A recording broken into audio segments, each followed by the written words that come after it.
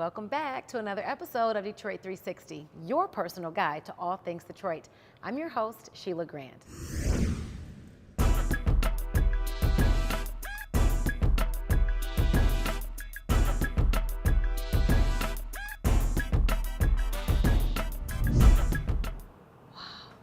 You know, even though I was born and raised in Detroit, I still don't know all there is to know about this great city. It amazes me how much I still continue to learn. There's so many athletes and musicians and even automakers who got their start here in the D. We're going to learn more about the latter in this next piece, Produced in the D.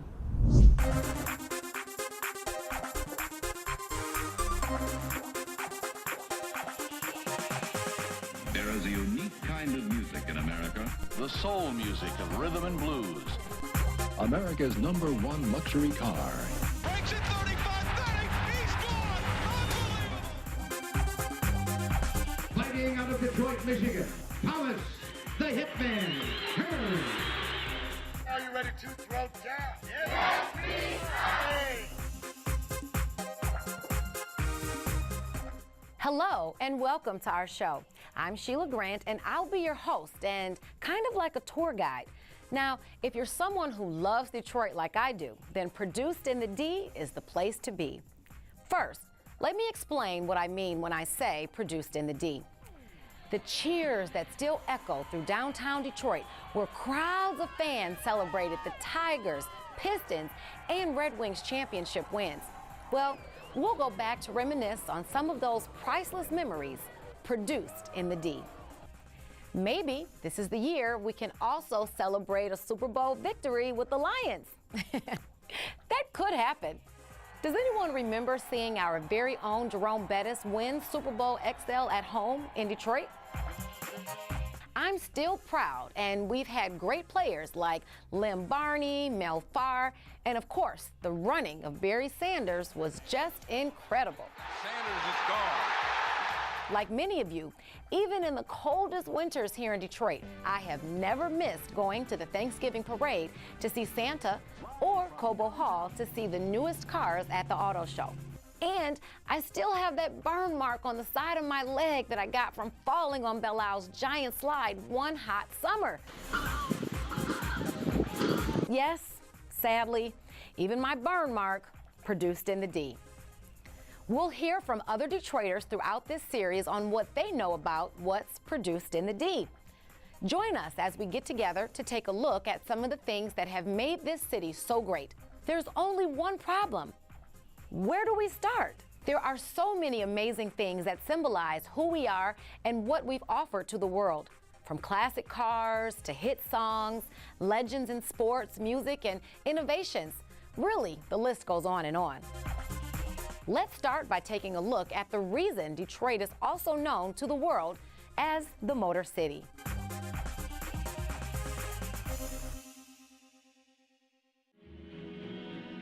Ford practiced what he preached. Through his own fierce determination, he had risen from obscurity to become one of the most famous and powerful men in the country.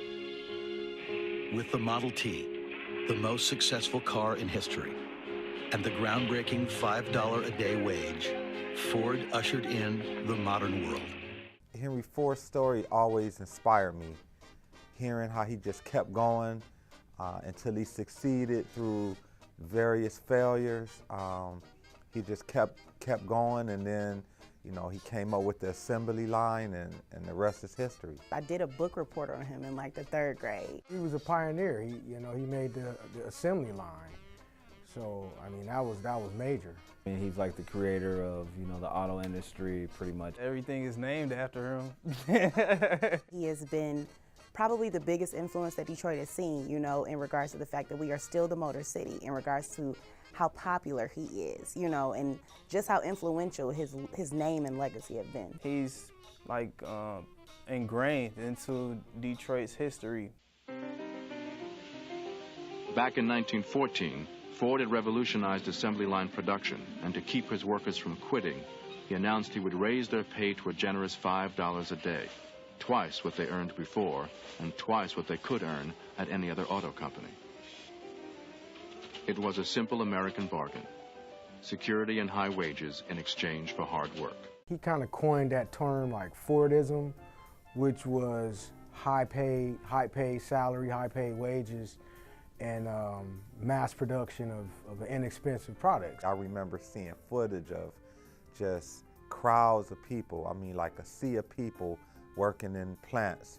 And yeah, Henry Ford, you know, got that going. I just think it was cool that he brought a lot of jobs, especially for, you know, black people here in Detroit. You know, just giving people a chance, you know, really being the pioneer of the good plant jobs.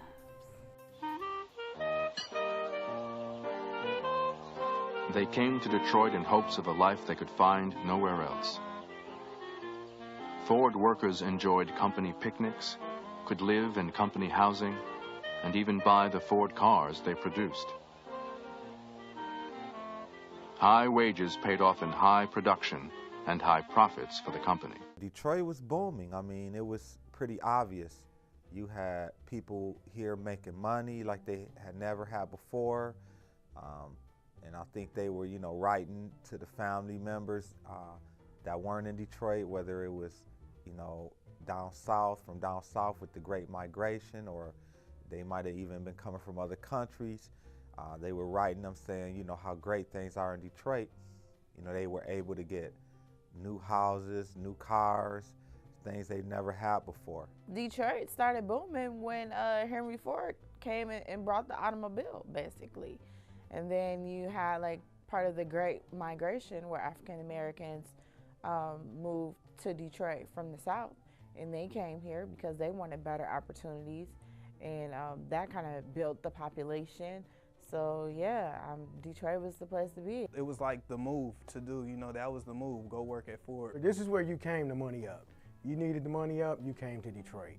And you could build, you could come here, you could money up, and then you could build something on your own. And so that gave Detroit, I think that's what gave us that swag. I mean, we had opportunities available to us. And if you were willing to work hard, sky was the limit. For my own personal family, that's the reason we probably in Detroit today, because, you know, we had to escape everything that was going down, you know, in the South, and we came up here for jobs and opportunities. And I mean, had my family not did that, I probably wouldn't be here today. It definitely was booming. Downtown was being built, new buildings, you know, inspire other entrepreneurs. Architects from all over the world were coming here to build. People think a lot about the car industry and what it did for people with jobs and stuff like that, but I mean, here, everybody won because everybody had jobs, everybody had money to spend, so I think it was a really good time to be a business owner then too. In great waves of migration from Europe and the American South, the hopeful had found their way to Detroit's thriving ethnic neighborhoods.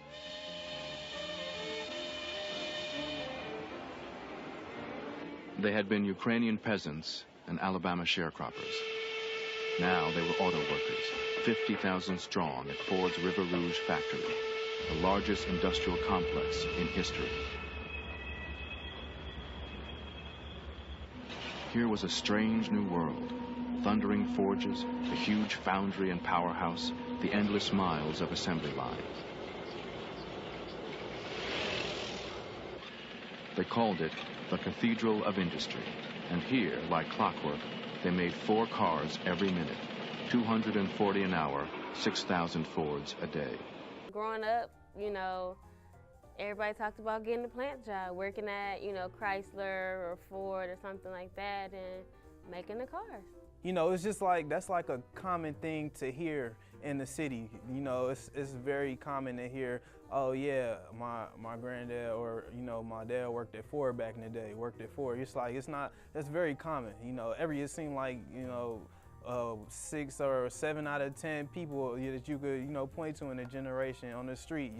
You have family that worked at Ford, you work at Ford back in the day, yeah. If you going straight out of high school, 18 years old, you making $50K, making cars. So it was just the norm for people. It was either you go to college or you go get a job at Ford or Chrysler. I listened to stories from my grandmother. She got up here, I believe, in 1942, And what she always tells me is that it was amazing to be here. It was such a different feel from the South. Like, you just felt hopeful, you were motivated. There were so many different opportunities. And once your family members were able to work for, let's say, Ford in the plant, then you just had endless opportunities at your grasp. Even Barry Gordy, if I'm not mistaken, he worked at the Ford plants before. And he basically ran Motown as if it was an assembly line. Business was booming, cars were being bought, and you had the big bands, you had the dance halls. Everything was going great. The plant workers was the rappers back then, you know. Everybody want to be flossy, you know, everybody, oh, look what he got, look what Junebug brought back, look what kind of car he driving. He made that car. As far as lifestyle goes, people, you know, the plant always, you know, pay high wage. So most people that worked in the plant in any capacity had money, you know, significant amount of money. So now you had disposable income. You could buy a house. You didn't have to rent. You know, you had a new car. I mean, you know, your kids were dressed nice and they didn't have to wear hand-me-downs. You know, I hated my friends in school whose parents worked at the plants because they was fresh. They always had everything, you know, and if your parent worked anywhere else, you know, you probably wasn't so lucky. I know my grandma, when my grandpa was working at the plant, like, she had furs, she had diamonds. I'm like, all from a plant job. It's that new money. You like, I don't know what to do. Let me go hit up Dietrich's. I remember, like, talking to my uncles and stuff. They all had jobs when they were at the plants, like at 18, and they were driving brand new cars, deuce and a quarters and Cutlasses and Cadillacs. So I think it meant a lot, and I have a lot of family members who worked for Ford, actually, and GM. And, you know, they lived good lives. They retired, sent their kids off to college, and even some of them started working when they were 18. Like, I have a cousin who's been there since she was 18, and she's about to retire at like 50. It was what you would expect, what people now expect is supposed to happen when you graduate from college. Like, you get a job and, you know, and everything is working out immediately. Like, I went to school, got my job, I'm at Ford, and everything is popping. I'm married, got my family, everybody is done. You doing all that young because you got a good job, you stable. Whenever you tell someone that you work for the plant or you work at the plant or for Ford, they're always like, oh, you got money, you cashy, you know. So it's kind of that thing where you're very proud of what you do because you can get nice things to show that you are a hard worker. My grandfather worked at Ford, and I remember hearing about how major that was, how everyone looked up to him. He was one of the first black skilled trade workers at Ford, and this is back in the 30s. My grandparents got married in 1936, and he had a 36 Ford Coupe with a convertible, with the rumble seat, the seat that let down in the back. And, you know, they said he was like a star. You know, people looked up to that. He bought the house I grew up in off the East Grand Boulevard, a 2-family brick house. He had a house in New York and rented one of them out. So, you know, my family was doing well then.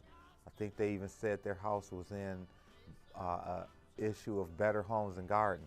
I remember my grandmother always saying that.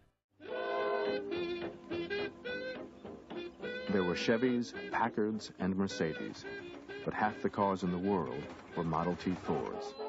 Simple, cheap, and sturdy. The most widely used vehicle in human history. In the past, you found TV channels 10 and 22 on the City of Detroit website, here. Now, the City of Detroit has more TV channels to offer. Channels 10 and 22 are still there, but we've expanded our options to include 4 broadcast channels and content across the social media spectrum. Channels 10 and 21 are for government access, while Channel 22 will have educational programming and Channel 68 is public access. All of these channels can be found through your television service provider, as well as on the City of Detroit's website. Now, when you click on the TV channels icon, you're taken to the new Media Services webpage. There, you'll find our purpose statement. You can also view recent projects, find our contact information, and request a DVD. You'll also find film production and telecommunications permits, as well as information about special events. Media Services, we tell Detroit's story. Wow! Henry Ford really got those cars rolling off the assembly line, and that put Detroit on the map over 100 years ago. But ever since then, Detroit has been putting out one classic after another. Let's go back through the years and see some of those amazing machines produced in the D. In the 50s, Americans never had it so good. A giddy decade of excess and the arrogance of wealth. An era of conspicuous consumption and state-of-the-art gadgets. In 1956, Elvis had 5 number ones in a row, and the rest of the music wasn't bad either. Cars were as excessive as everything else, and gas was just 15 cents a gallon. The American automobile was escapism on wheels. Firebird 2 to Control Tower. We are about to take off on the highway of tomorrow.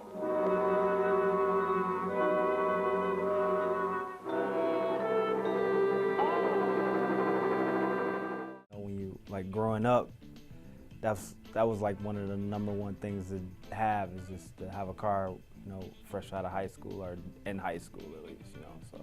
One of my favorite cars that always stuck out to me was probably like my second or third car, is my Cutlass O's. I mean, I loved it.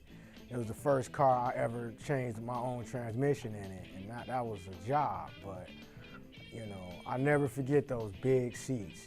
You know, it just was so much room, and the crushed velour seating, I loved it. And now, let me show you some kind of a car.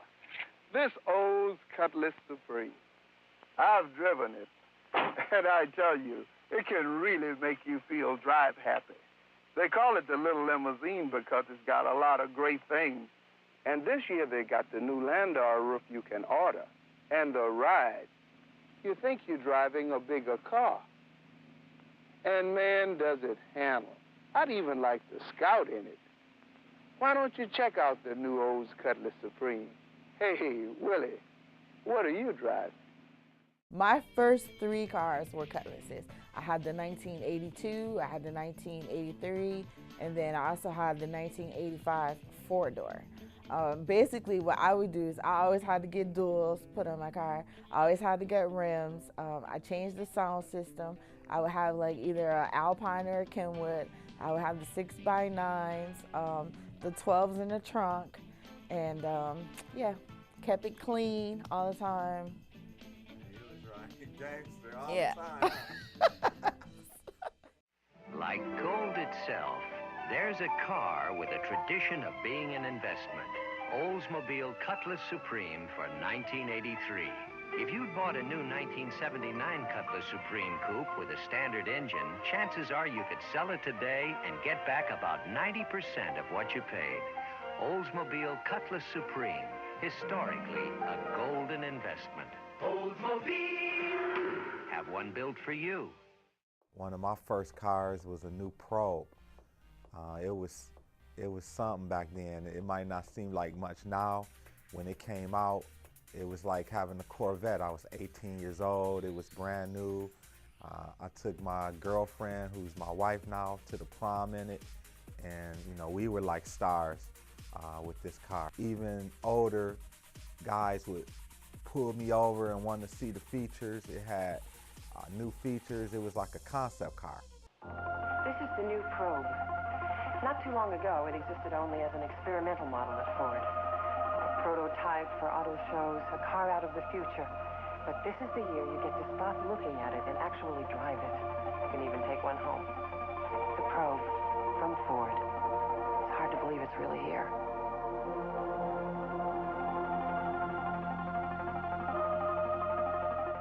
I had a 1979 Trans Am, and that car was bad. It was a hot rod. It had a 400 engine in it with a double carburetor, double Holley carburetor.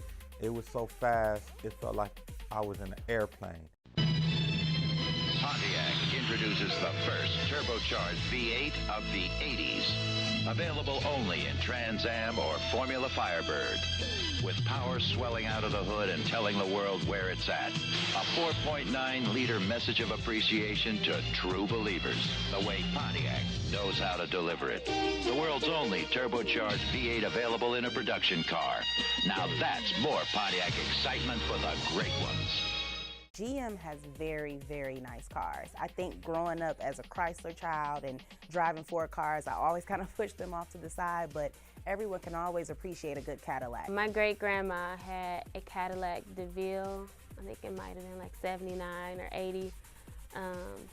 And it would have the seat in the middle. So like, you know where your console is now, you could just lift that up and it would be a seat. And I mean, I could be the only one in the car with her and I would still like sit in that seat. Like that was my seat growing up. And I mean, even now just talking about it, I can like remember the smell of the car and like how the door handles looked and stuff like that. Like I used to think it was a limo. I'd be like, I'm riding this style. I'm only 5 years old, I'm in the limo.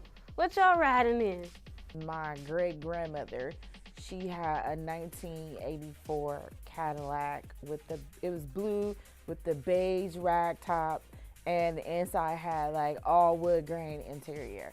And I was just hoping that I was gonna get that car when I turned like 17. But that was like one of my first favorite cars.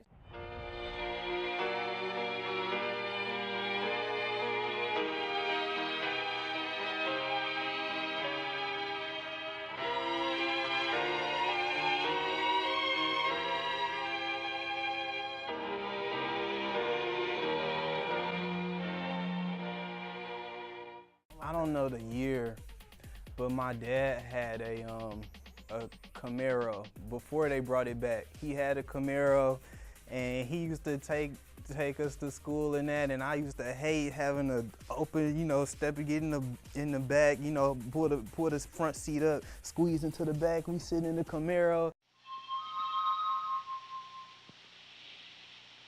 I don't just beat them, I rock them.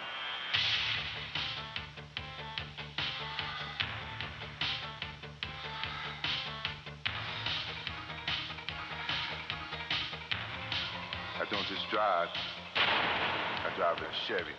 I would always be like, that's my car, that's my car. And so now that I'm grown, I don't say that's my car, that's my car. If we drive past like an all-white Wrangler, I say, who parked my Wrangler right here? I told valet not to park it here. I remember playing That's My Car as a kid and picking the cars we wish to have. So I really like seeing that sweet IROC Camaro from back in the day. It was so amazing to see just how far we've come through the years with technology changes. Now, we have autonomous cars that drive themselves. I grew up loving cars. I used to build model cars. I actually went to college. I went to Center for Creative Studies, and I was in their industrial design program. Some of my classmates to this day, they're some of the top car designers.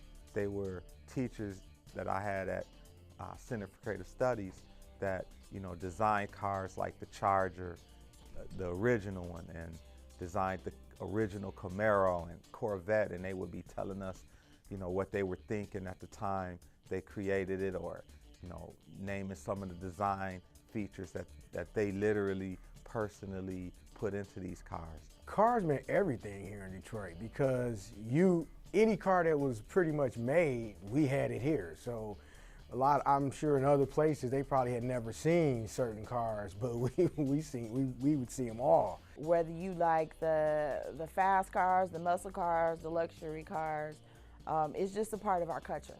Just like our shoes and our clothes. Cars is a part of our culture.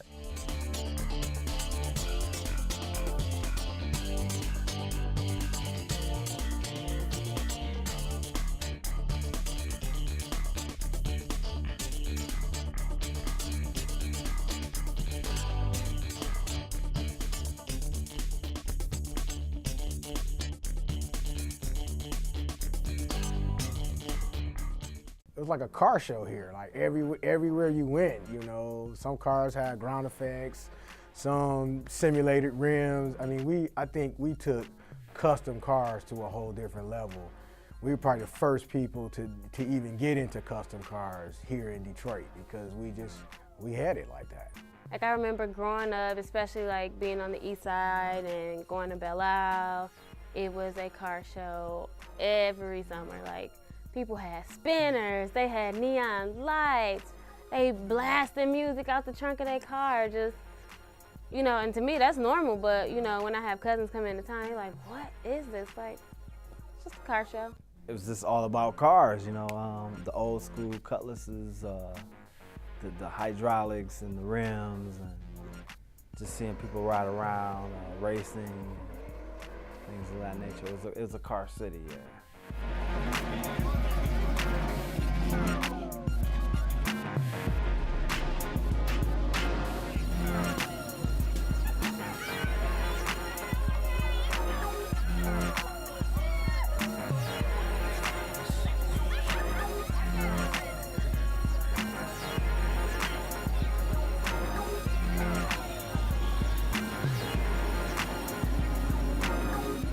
I started driving late. I got my first car when I was pretty much almost, you know, my last year of college. You know, I had friends who've been driving like before even the road test and all of that stuff. Before you even 16, I'm talking about 14, 10-year-olds. You learn how to drive when you like 10 years old. I'm a Detroit girl and I know everything about cars, okay? I could literally look at the taillights of any car that is driving down the lodge and tell you what kind of car it is.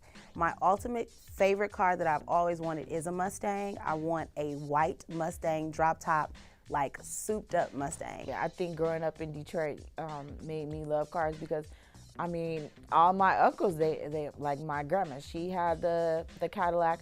My uncle had like a 1960 something gold Eldorado Cadillac. Like all my uncles always had nice American cars, you know, so yeah, I've always liked cars, and I think that is because I'm a true Detroiter.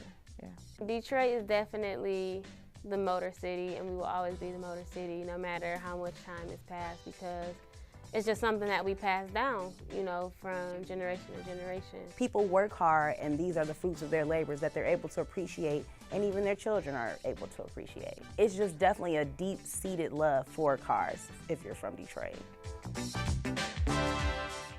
I'm glad you could join me to take a look back at those classic cars produced in the D. Thanks so much for watching, and come on back again. Yeah, I like that. 'Cause that's like doing a Diddy version of, like, you know, GB producing.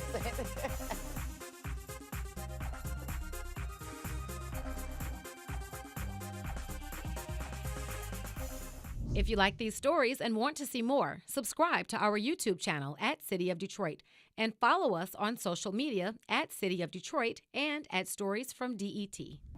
Well, that's it for this week's episode of Detroit 360. I'm your host, Sheila Grant. Thanks so much for watching.